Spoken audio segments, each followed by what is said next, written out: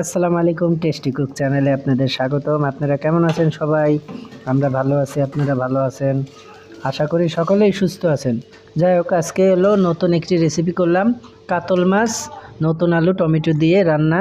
রেসিপিটি খুব সুস্বাদু হয়েছে। আপনারা দেখতে থাকুন কি কি প্রসেসে করলাম, এবং লাইক কমেন্ট শেয়ার সাবস্ক্রাইব করবেন, পাশে থাকবেন। সকলে সুস্থ থাকেন। আসসালামু আলাইকুম।